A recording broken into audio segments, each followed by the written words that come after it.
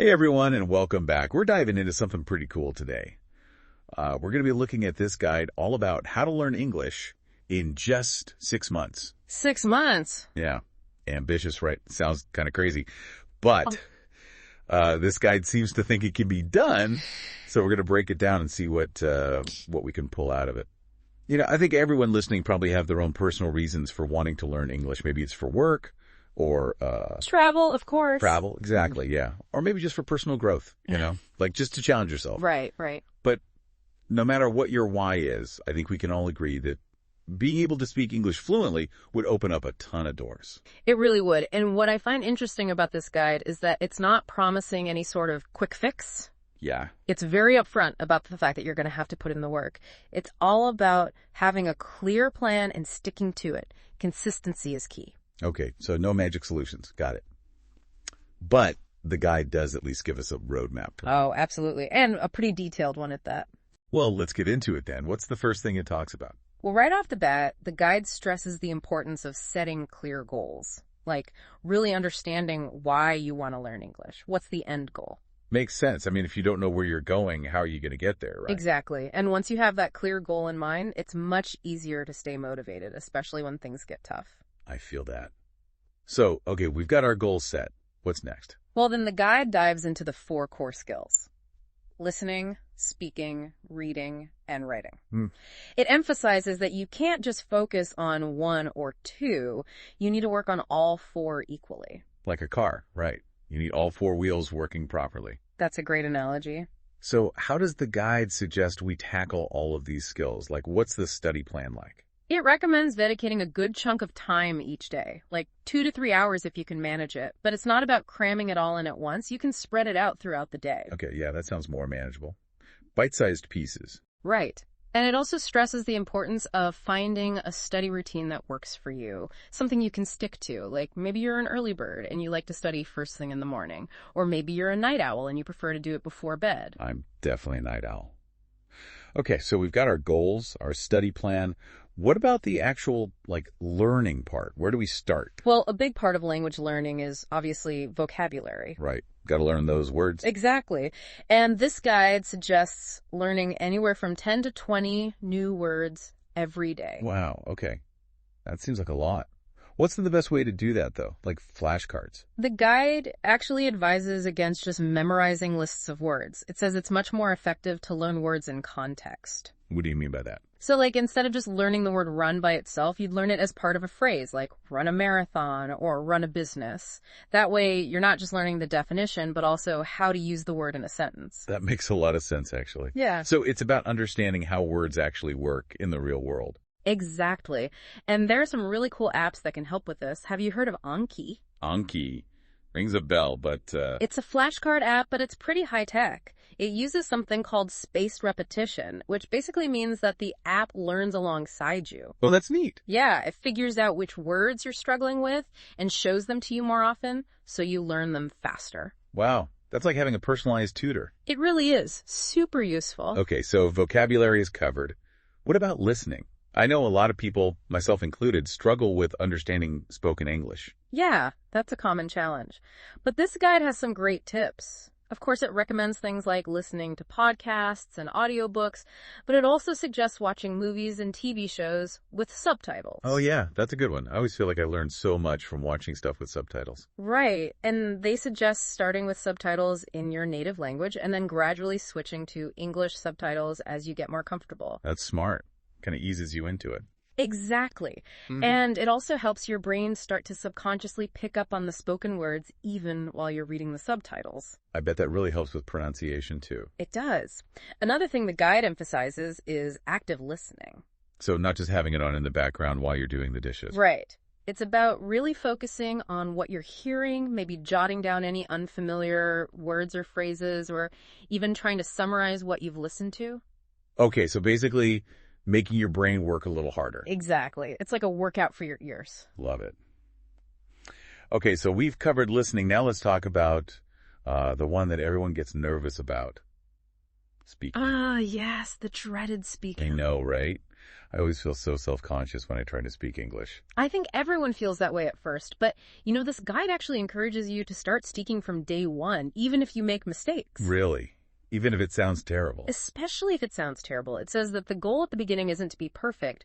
It's just to get comfortable with the sounds of the language and to get over that fear of speaking. That's actually really reassuring. Right. And there are a few things you can do to practice speaking, even if you don't have anyone to talk to. Like, you can read aloud from a book or article, or you can even mimic the pronunciation of native speakers. Mimic, like a parrot. Pretty much. It might sound silly, but it's a really effective way to improve your pronunciation and get used to the rhythm of the language. All right, I'll try it. Anything else?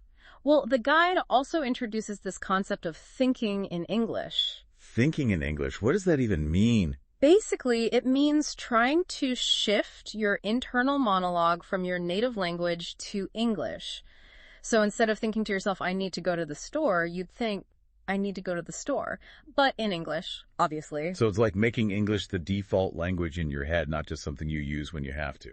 Exactly. And it might sound difficult at first, but the guide suggests starting small, like maybe try thinking about simple actions in English, like I'm making coffee or I'm going for a walk. I guess it's kind of like immersing yourself in the language, even when you're not actively studying. Right. And speaking of immersion, have you ever heard of language exchange platforms? Language exchange. Tell me more. So these are websites and apps that connect you with people who are learning your native language, and you help each other practice. Oh, that's cool. Yeah. Like, you might spend 30 minutes speaking English with your partner and then 30 minutes speaking their language. It's a win-win. And you might even make some new friends along the way. Absolutely. It's a great way to connect with people from different cultures and learn about their lives. This is all great stuff. I'm feeling much more motivated already. Okay, so we've covered listening, speaking. What about reading? I know a lot of people get intimidated by the idea of reading in a foreign language. I totally get it, but this guide, it starts you off slow. It suggests starting with simple texts like children's books or news articles written for English language learners. Oh, children's books. That takes me back. Right, but they're actually perfect for beginners because the language is simple and the stories are usually engaging. Yeah, I can see that. And once you feel more comfortable, you can gradually move on to more challenging texts, like maybe short stories, novels, even academic articles, if that's your thing. So it's all about building up your confidence gradually. Exactly. No need to jump into Shakespeare right away. Definitely not. I remember struggling with Shakespeare in high school, even in English. Okay, so starting simple, building up from there. Right. Got it. Anything else about reading that we should know? Well, the guide also mentions some helpful techniques like skimming and scanning. Have you heard of those? Skimming, yeah. Isn't that like when you just glance over the text to get the main idea? Exactly. It's really useful for getting a general understanding of a text without reading every single word. And scanning is similar, but it's more about looking for specific information, like a date or a name. Oh, yeah. I do that all the time when I'm researching online, just looking for the key details. Right. Those are skills that are useful for any kind of reading, not just in English. Totally. Okay, so we've got listening, speaking, reading. What's left? Writing. Yep. Writing. That one feels tough to me. Like, where do you even begin? This guide keeps it simple. It suggests starting a daily journal in English. A journal? Like, Dear Diary. Exactly. It doesn't have to be anything fancy, just a few sentences or paragraphs about your day, your thoughts, whatever's on your mind. Okay, I can see how that would be helpful for practicing, getting those words flowing. Right, and the guide stresses that it's not about writing perfectly, it's just about getting comfortable with expressing yourself in written English. So no pressure to be like the next Hemingway or anything. Exactly. Just write freely, and don't worry too much about making mistakes. That's how you learn. That's a good reminder. I think we all need to hear that sometimes. Definitely. And if you do want some help with your writing, there are some amazing tools available online. Have you ever used Grammarly? Grammarly? Yeah, I think I have. Isn't it like a spell checker or something? It is, but it's much more than that. It also checks your grammar, punctuation, and even suggests better word choices. Wow. It's like having a personal editor. Exactly. It's super helpful for making sure your writing is clear and error-free. I use it all the time for emails and even for writing, things like this. It's amazing how much technology has changed the game for learning languages. It really is. I mean, think about it. We have access to so many resources now that weren't available even just a few years ago. It's true. It's almost overwhelming, though. Like, how do you even know where to start with all the apps and websites and everything. Yeah, it can definitely be a bit much, but the key is to find resources that work for you. The guide talks about how there's no one-size-fits-all approach to language learning. Some people might prefer structured online courses, while others might thrive in a more immersive environment. Okay, I can see that. Different strokes for different folks. Exactly. And there are tons of different options out there. Like, have you heard of Duolingo? Duolingo, yeah. I think almost everyone has tried that at some point. It's super popular for a reason. It's fun, it's engaging, and it's a great way to learn the basics of a language. Right. But it's not just about apps, is it? There are also, like, entire online language learning communities, right? Oh, yeah, tons of them. Like, have you heard of Babbel? Babbel, yeah. I think I saw an ad for that recently.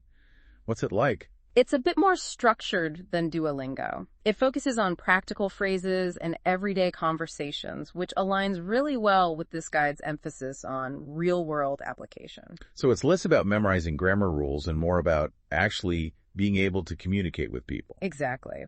And they have interactive exercises and quizzes to help you practice what you've learned.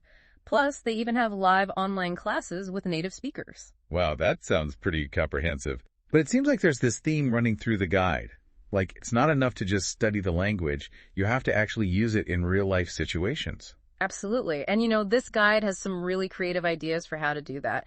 Remember that tip about changing your phone and computer settings to English? Oh yeah, that's a good one. I did that once and it was actually really helpful. I was surprised how quickly I got used to seeing everything in English.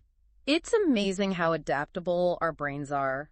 And it's a great way to passively immerse yourself in the language. You're constantly being exposed to new words and phrases without even realizing it. Right. It's like sneaky learning. Yeah. And it's not just limited to technology, is it?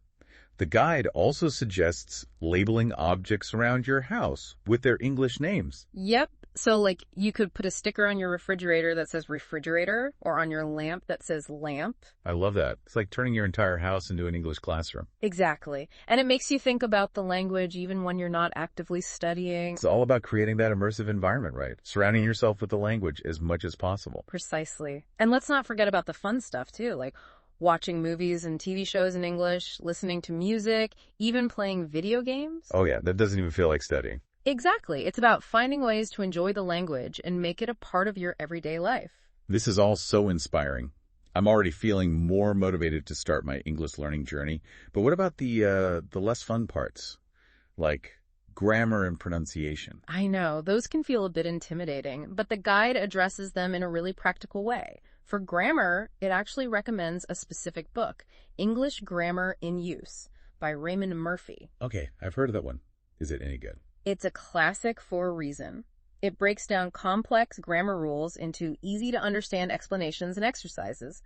Plus, it has tons of examples to help you see how the rules work in practice. So it's not just about memorizing a bunch of rules, it's about actually understanding how to use them. Exactly. And for pronunciation, the guide mentions this thing called the International Phonetic Alphabet, or IPA. The IPA, oh yeah, I think I've seen those weird symbols before. What is that all about? Basically, it's a system for representing the sounds of human speech. It can look a bit intimidating at first, but once you learn how to use it, it's actually a really helpful tool for understanding how English words are pronounced. So it's like having a cheat sheet for pronunciation. Pretty much. And there are also some great apps that can help with pronunciation. Have you heard of LSA Speak? LSA Speak? No, I don't think so. It's a pronunciation app that uses speech recognition technology to analyze your pronunciation and give you personalized feedback.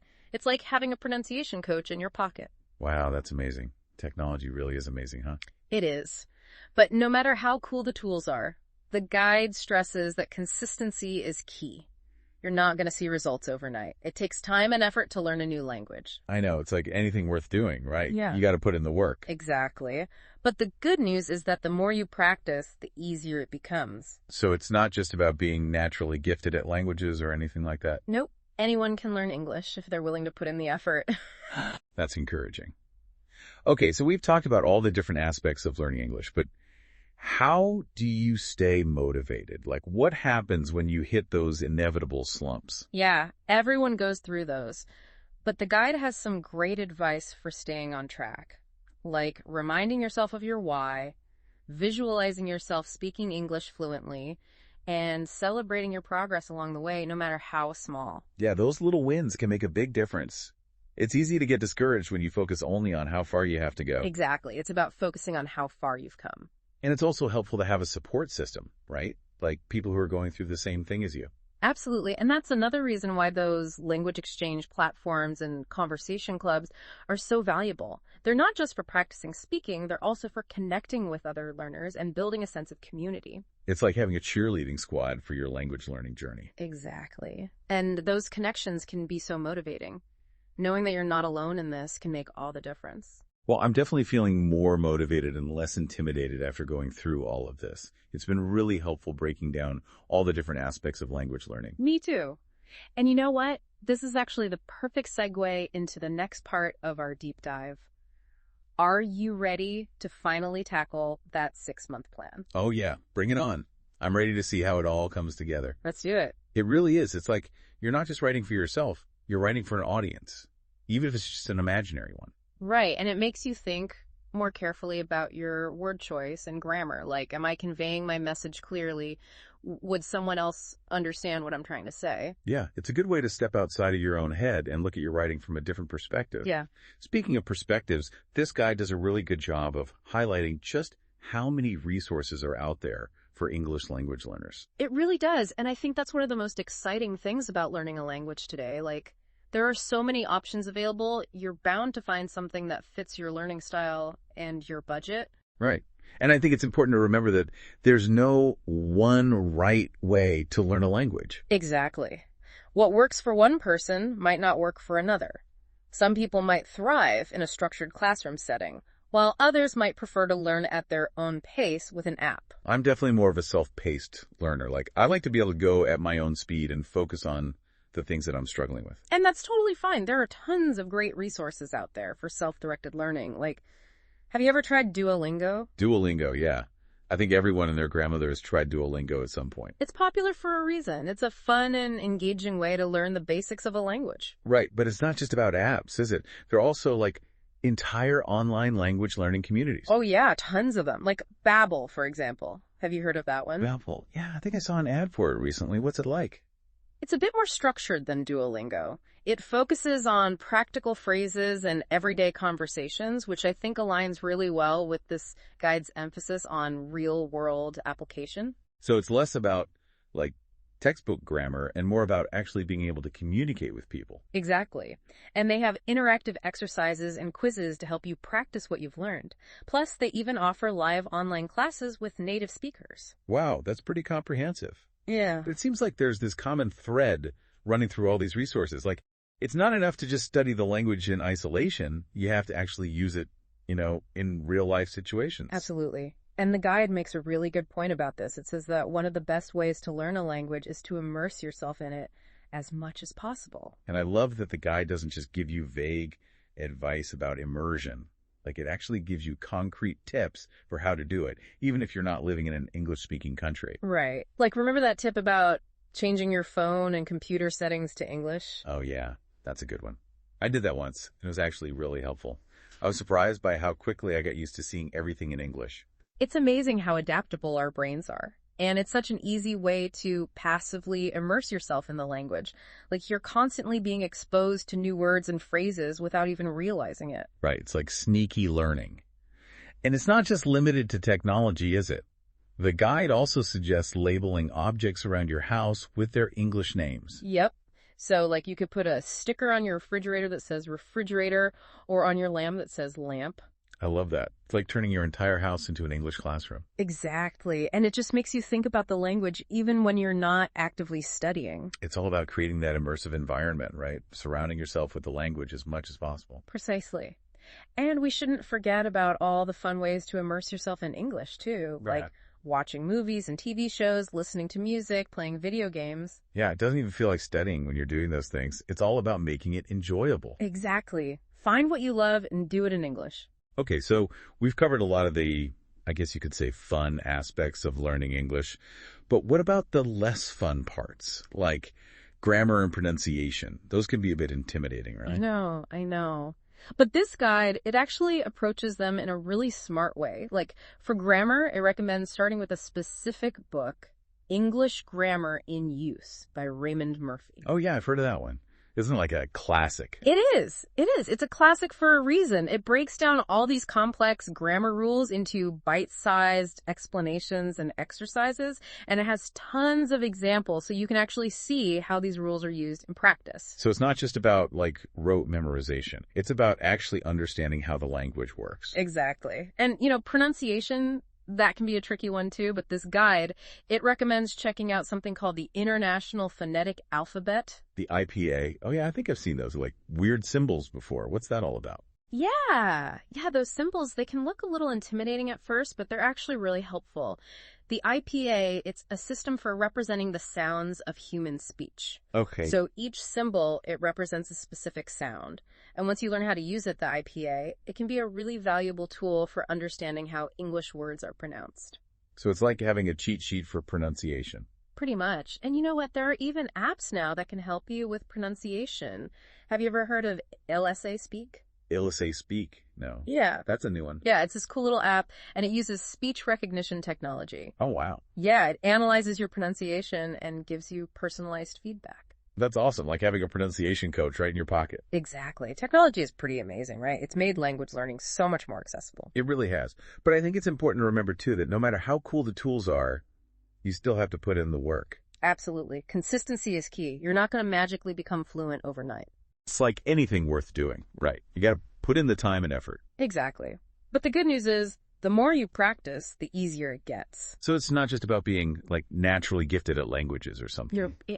Anyone can learn English if they're willing to put in the effort. That's good to hear. Okay, so we've talked about all these different aspects of learning English. Listening, speaking, reading, writing, grammar, pronunciation. But I think a big question for a lot of people is, how do you stay motivated? What happens when you hit those inevitable slumps? Yeah, motivation, that can be a big challenge. But, this guide has some really helpful tips for staying on track. Like what? Well, one thing it emphasizes is the importance of regularly reminding yourself why you're learning English in the first place. Right, going back to that original goal. Exactly. Like, visualize yourself speaking English fluently, achieving those goals you set for yourself. And another thing is, celebrate your progress along the way. Oh, yeah, that's a good one. It's so easy to get discouraged if you're only focused on how far you have to go. Mm-hmm. Right. It's important to acknowledge those small wins, those little milestones that you reach along the way. And I think it's also super helpful to have a support system, people who are going through the same thing as you. Absolutely. And that's another reason why those language exchange platforms and conversation clubs can be so valuable. It's not just about practicing speaking. It's about connecting with other learners, sharing tips and struggles, cheering each other on. Yeah, it's like having a cheerleading squad for your language learning journey. Exactly. And, those connections, they can make all the difference when you're feeling discouraged. Just knowing that you're not alone in this can be so motivating. Well, I'm definitely feeling more motivated and a lot less intimidated after going through all of this. Me too. And you know what? This is actually a perfect segue into the next part of our deep dive.